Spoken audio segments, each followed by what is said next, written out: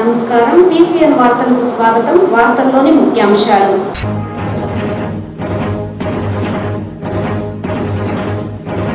మహాశివరాత్రి పర్వదినాన్ని పురస్కరించుకొని చిత్తూరు నగరంలో కిక్కిరిసిన శివాలయాలు, భక్తి శ్రద్ధలతో స్వామివారిని దర్శించుకొని మొక్కులు చెల్లించుకున్న భక్తులు.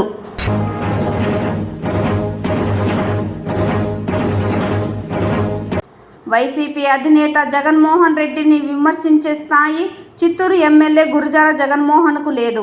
వైసీపీ పార్టీ చిత్తూరు జిల్లా ఇన్ఛార్జ్ విజయానందరెడ్డి.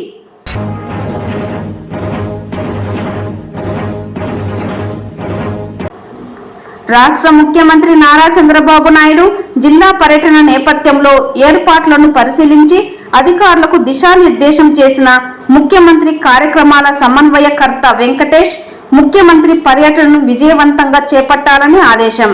వార్తల్లోని వివరాలు. మహాశివరాత్రి పర్వదినాన్ని పురస్కరించుకొని నగరంలోని శివాలయాలు శివనామ స్మరణలతో మారుమోగాయి.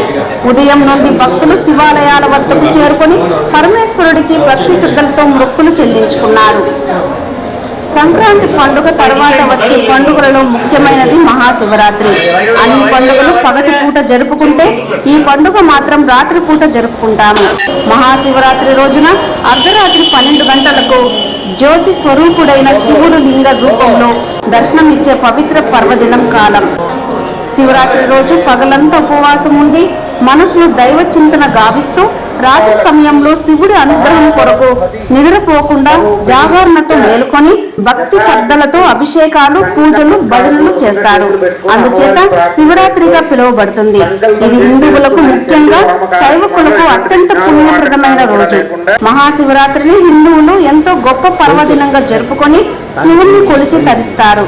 ఈ నేపథ్యంలోనే మహాశివరాత్రి పండుగ పర్వదినాన్ని పురస్కరించుకొని చిత్తూరు నగరంలోని శ్రీ కామాక్షి సమేత అగస్తీశ్వర స్వామి దేవస్థానం, శ్రీ కుబేర సమేత ఉమామహేశ్వర స్వామి దేవస్థానంతో పాటు బాల అంబికా సమేత నందీశ్వర స్వామి దేవాలయాలతో పాటు చిత్తూరు నగరంలోని శివాలయాలు భక్తులతో కిక్కిరిసిపోయాయి.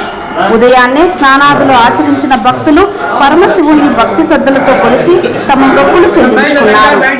మహాశివరాత్రి పర్వదినాన్ని పురస్కరించుకొని స్వామివారి దర్శనార్థం ఆలయానికి చేరుకున్న భక్తులకు ఆలయ అధికారులు అవసరమైన దర్శన ఏర్పాట్లు కల్పించి స్వామివారి తీర్థ ప్రసాదాలను అందజేశారు.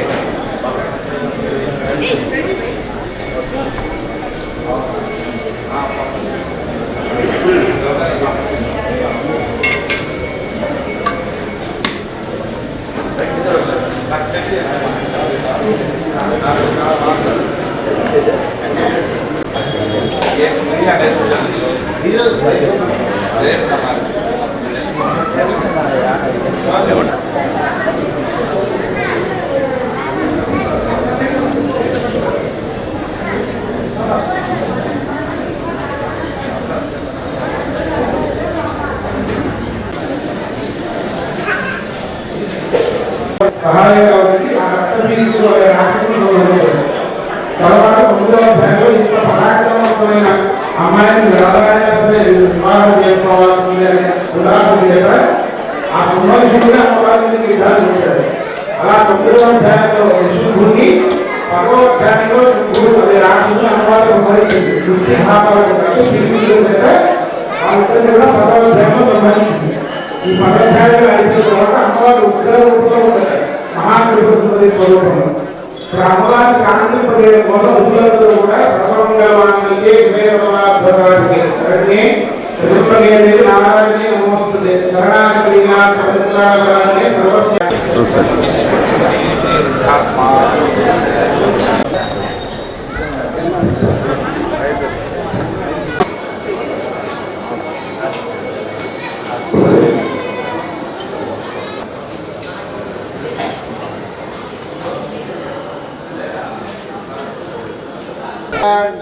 ధ్యానం నక్షత్రవరషు గదేషు హృదయం రత్నం ధనుష్కుండికాన్ సుమసింగర్మజలజం ఘంటాం సురాభాగనం శూలం బాససుదర్శనే చటధదే ముస్తే ప్రసన్నాననాం జయవర్ధనే మహాలక్ష్మీ సర్వస్థితాం ఓం నమస్కండికారి ఓం హరే వృషభవాయ స్వాహా మగవాళ్ళు మాత్రమే వేయండి, ఎక్కువగా వేయకూడదు, కొద్దిగా మాత్రం ద్రవ్యం ఇస్తూ ఉండండి. ఓం దేవాసర్వభూతపురా మహేంద్రా నామధమే దేవానాం జబృందరే స్వాహా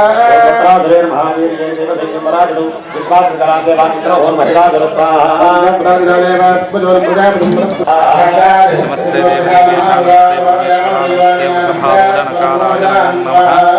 సర్వమంగళమాంగళ్యే శివే సర్వార్థసాధికే శరణ్యే త్రయంబకే దేవి నారాయణ నమోస్తుతే.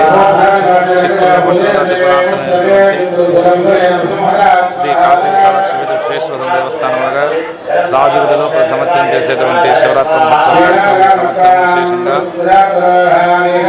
ధ్వజారోహణ, అదేవిధంగా కలశస్థాపన, అదేవిధంగా శివరాత్రి రోజు ఉదయాన్నే అన్ని కాలం ఉదయం మధ్యాహ్నం సాయంత్రం లింగోద్భవ కాలంలో కూడా అన్ని కాలాల అభిషేక కార్యక్రమాలు, అదేవిధంగా ఉదయం చండీ హోమము, రాత్రి కళ్యాణ మహోత్సవ కార్యక్రమం కూడా అన్ని శాస్త్రోక్తంగా ఉన్నతంగా జరుగుతుంది. కావున భక్తాదులలో చేసి అందరూ స్వామిని దర్శించి స్వామిని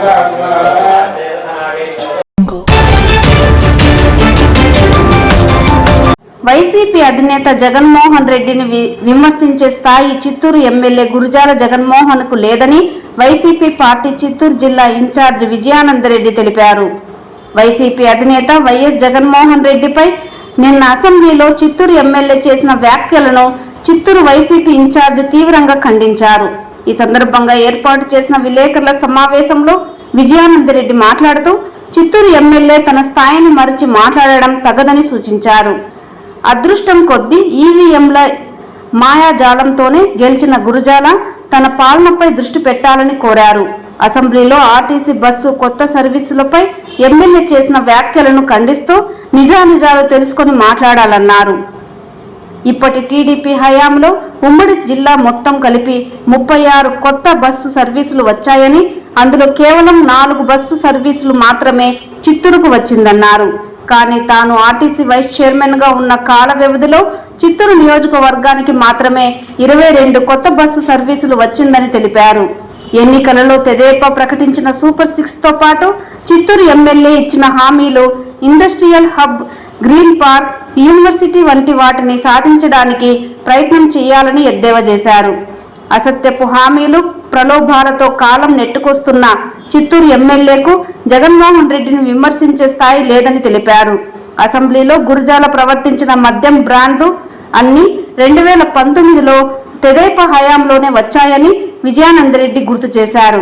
గత 9 నెలలుగా సామాన్య ప్రజలపై, వైసీపీ కార్యకర్తలపై ఎమ్మెల్యే, అతని అనుచరులు చేస్తున్న దౌర్జన్యాలను, అరాచకాలను ప్రజలు గమనిస్తున్నారన్నారు. వైసీపీ కార్యకర్తలపై దాడులు, తప్పుడు కేసులు బనాయిస్తే చూస్తూ ఊరుకోమని ఆయన హెచ్చరించారు. ఈ కార్యక్రమంలో వైసీపీ సీనియర్ నాయకులు చంద్రశేఖర్, కేపీ శ్రీధర్, రాసనపల్లి ప్రకాష్, గాయత్రీదేవి, జ్ఞాన జగదీష్, రజనీకాంత్, చల్లముత్తు, దేవరాజులు, మేస్త్రి, అంజలిరెడ్డి నాయకులు పాల్గొన్నారు. చదువుకున్న రోజుల్లో కూడా మంచి ఇంటెలిజెంట్, అది అందరికీ తెలిసిన విషయమే. కాబట్టి నీలాంటి విన్యాసాలు మాట్లాడారు కాబట్టి డిఎల్ రవీంద్రారెడ్డి గారు కూడా ఈరోజు రాజకీయం అనేది దాన్ని కనుమరుగైపి మూలలో కూర్చో ఉంటాడు అనేది నువ్వు గ్రహించాలి. తనకు 11 సీట్లతో ప్రతిపక్షం రాదని తెలిసి కూడా 7 సముద్రాల అవతల నుంచి అయినా తెచ్చి శిక్షిస్తానని అధికారులు బెదిరిస్తున్నాడు. మా నాయకుడు అధికారులను ఎవరిని బెదిరించాడు? ఎవరైతే చట్టానికి విరుద్ధంగా, చట్టబద్ధంగా కాకుండా అన్యాయంగా, అక్రమంగా ఎవరి మీదైనా కేసులు పెట్టి హింసిస్తే అటువంటి వ్యక్తులను మాత్రం ఈరోజు మీరు తప్పించుకున్న తదనంతరం సప్త సముద్రాల అవతలున్న తీసుకొచ్చి మిమ్మల్ని శిక్షిస్తామని చెప్పారే కానీ అందరి అధికారులను ఏకతాటి మీద బెదిరించలేదనేది నువ్వు ఖచ్చితంగా దీన్ని గ్రహించాల. గవర్నర్ని కూడా బెదిరిస్తే మా 164 మంది ఎమ్మెల్యేలు భయపడతారని జగన్మోహన్ రెడ్డి గారు భ్రమపడుతున్నారంట. భ్రమపడుతూ ఉండేది నువ్వు ఈరోజు చిత్తూరు ప్రజల్ని, పేదల్ని భయభ్రాంతులకు గురి చేసి, పేదల్ని ఎట్లా బట్టి అట్లా దౌర్జన్యాలు చేసి, అన్ని రకాలుగా పేదలను హింసించి భయపెట్టి కేసులు పెడతాం, అది పెడతామని భ్రమ చూపించి వాళ్ళకు భయపెడతా ఉండేది నువ్వు. కాబట్టి జగన్మోహన్ రెడ్డి గారి నైజం ఒకరిని భయపెట్టే నైజం కాదు, ఎటువంటి కష్టానైనా ఎదుర్కొనే నైజంని మీ ద్వారా నేను తెలియజేస్తూ ఉంటాను. తెలుగుదేశంలో పనిచేసే వాళ్లకు వ్యక్తులపై తన టీవీ, తన పేపర్లతో అసత్య వార్తలు రాయించి డిఫెన్స్లో పడేసేలా చేయటం జగన్ దిట్ట అని ఇంకొక వార్త కూడా చెప్పారు ఆయన. ఈరోజు 175 నియోజకవర్గాల్లో మీడియా మేనేజ్మెంట్ చేసి ఈనాడు, ఆంధ్రజ్యోతి రిపోర్టర్లు కొంతమందిని చేతిలో పెట్టుకొని పిల్లిని పులిగా చేసి చూపించి వార్తలు రాయించుకోవడంలో నీకు మించిన దిట్ట ఈ దేశంలోనే ఎవరు లేదని కూడా మీ ద్వారా నేను తెలియజేస్తూ ఉన్నాను.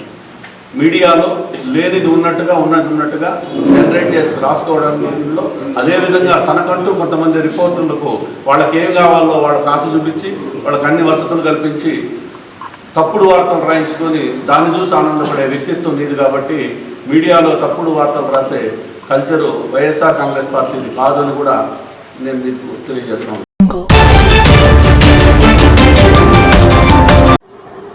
రాష్ట్ర ముఖ్యమంత్రి నారా చంద్రబాబు నాయుడు చిత్తూరు జిల్లా పర్యటనలో భాగంగా జీడీ నెల్లూరు మండలంలో పెన్షన్ల పంపిణీ నేపథ్యంలో జీడీ నెల్లూరు హరిజనవాడ రామానాయుడుపల్లిలో సభా వేదిక, హెలీప్యాడ్ ఏర్పాటుకు సంబంధించి ముందస్తు ఏర్పాట్లపై రాష్ట్ర ముఖ్యమంత్రి కార్యక్రమాల సమన్వయకర్త వెంకటేష్, జిల్లా కలెక్టర్ సుమిత్ కుమార్, జిల్లా ఎస్పీ మణికంఠ చందోల్తో కలిసి పరిశీలించి అధికారులకు దిశానిర్దేశం చేశారు.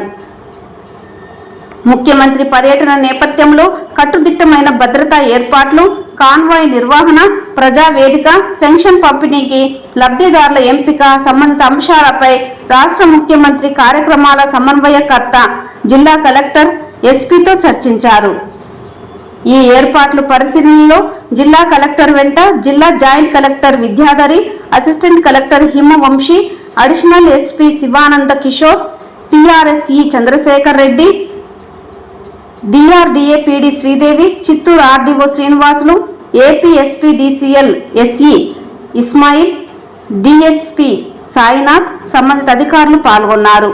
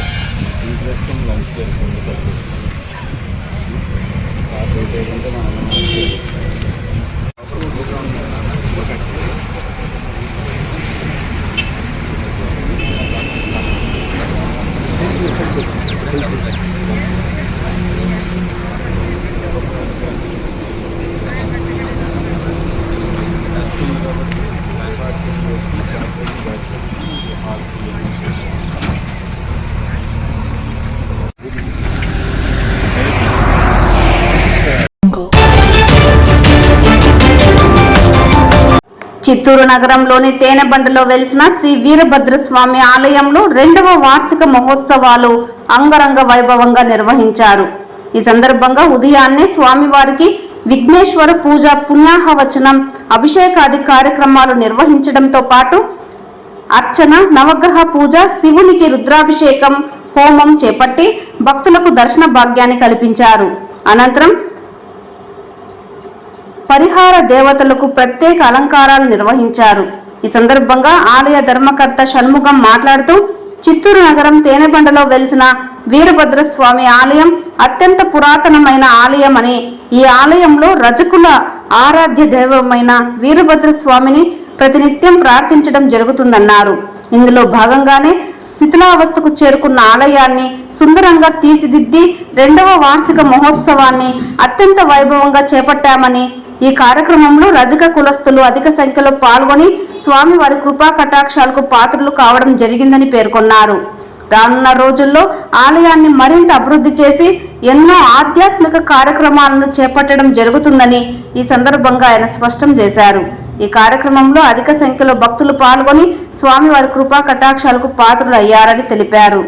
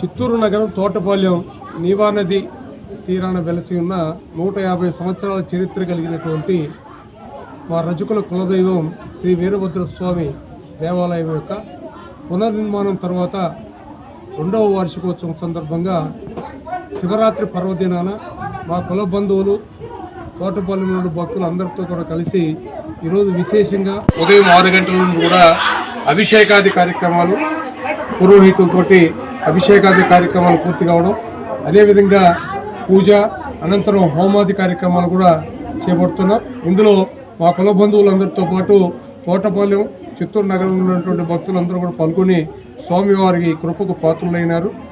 ఈరోజు ఒక ప్రసిద్ధిగాంచినటువంటి ఒక మహత్తరమైన శక్తి అయినటువంటి వీరభద్రస్వామి దేవాలయము కొన్ని సంవత్సరాలుగా ఉన్నటువంటి తరుణంలో ఇక్కడ ఉన్నటువంటి మా కుల బంధువులు అందరి ఆధ్వర్యంలో గత సంవత్సరమే దీని పునర్నిర్మాణం మహాకుంభాభిషేకం జరిపినాం. ఈరోజు 2వ సంవత్సరం జరుగుతోంది కాబట్టి ఈ సందర్భంగా ఈ కార్యక్రమం చేపట్టాం. భవిష్యత్తులో కూడా ఈ యొక్క దేవాలయం అభివృద్ధి కోసం అందరితో కూడా కలిసి సమిష్టంగా ఈ దేవాలయం అభివృద్ధి కోసం మేమందరూ కూడా కృషి చేస్తామంటే ఈ సందర్భంగా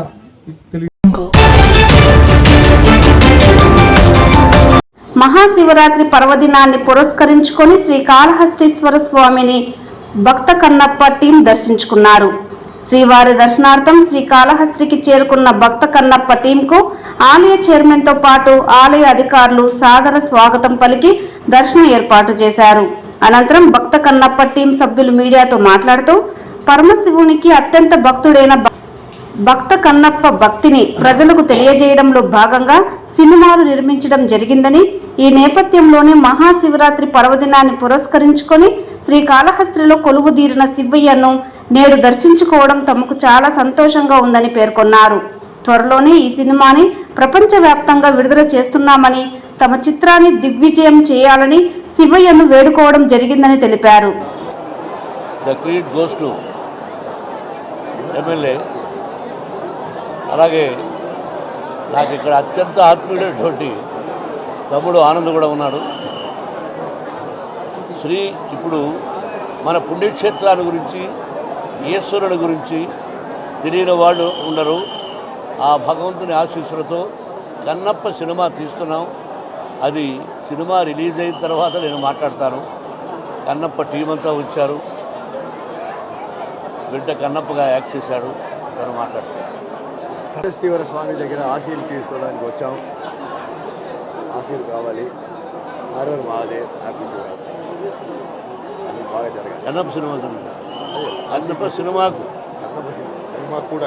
కన్నప్ప సినిమాకు కూడా కాదు, కన్నప్ప సినిమాకు మనం వచ్చింది.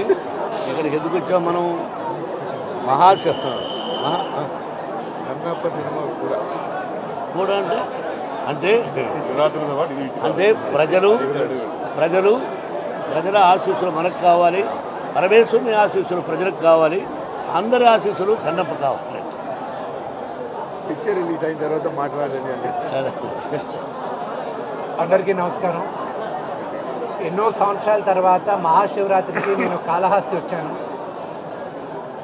దేవుడు దర్శనం చేసుకున్నాను. ఇక్కడ ముఖ్యంగా ఈరోజు జరిగిన ఏర్పాట్లన్నిటికీ నా సోదరుడు సుధీర్కి కంగ్రాచులేషన్స్ చెప్పాలి. ఎమ్మెల్యేగా మొదటిసారి ఉన్నప్పటికీ ఇతను స్వయంగా గెలిచి సంకృషితో మేమందరం చాలా గర్విస్తున్నాం సుధీర్ ఎమ్మెల్యేగా ఉండడం. ఎందుకంటే మేమందరం కలిసి పెరిగిన వాళ్ళం. ఈరోజు it's a matter of pride. Sudheer ఈరోజు ఎమ్మెల్యేగా ఉండడం, తన ఆధ్వర్యంలో అద్భుతంగా టెంపుల్ డెకరేషన్స్ జరగడం, లోపల చాలా బ్రహ్మాండంగా చేశారు. అలాగే కోలా ఆనంద్ గారికి, ఆయన మా కుటుంబ సభ్యులు, ఆయన కూడా అత్యద్భుతంగా ఆర్గనైజ్ చేస్తూ ఆయన ఎన్నోసార్లు మా దర్శనానికి కావాలన్నా ముందు ఆయనకే ఫోన్ చేస్తుంటాం. కన్నప్ప సినిమా ఏప్రిల్ 25వ తేదీ రిలీజ్ అవుతుంది. మీ అందరి ఆశీస్సులు మాకు కావాలి. 2 రోజుల్లో టీజర్ రిలీజ్ అవుతుంది మార్చి 1వ తేదీన. ఈరోజు దేవుడి గుడిలో ఆలయంలో మేము ప్లే చేసి దేవుడికి ప్రార్థించాం.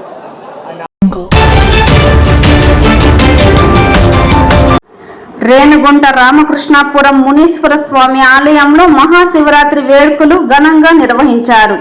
ఆలయాన్ని ప్రత్యేక పుష్పాలతో సర్వశోభితంగా అలంకరించారు.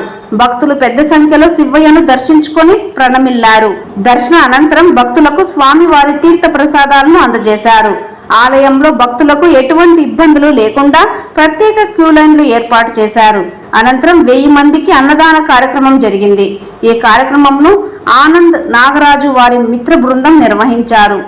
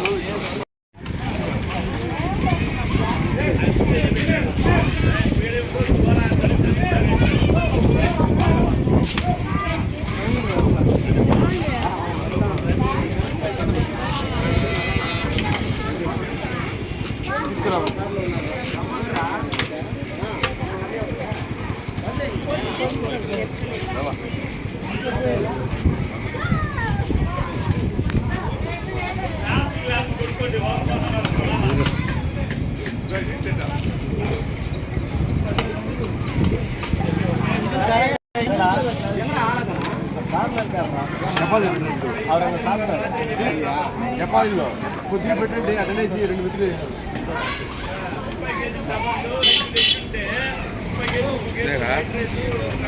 బాధనగా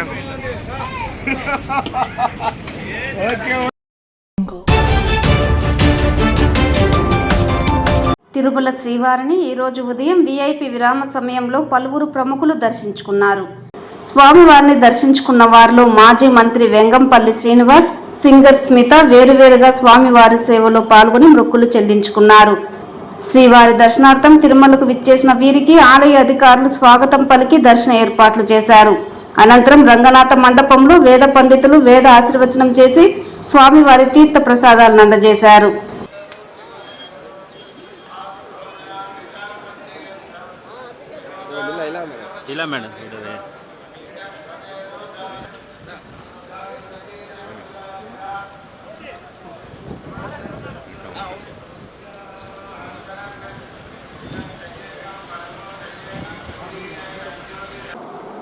ఈ వార్తలు ఇంతటితో సమాప్తం. నమస్కారం.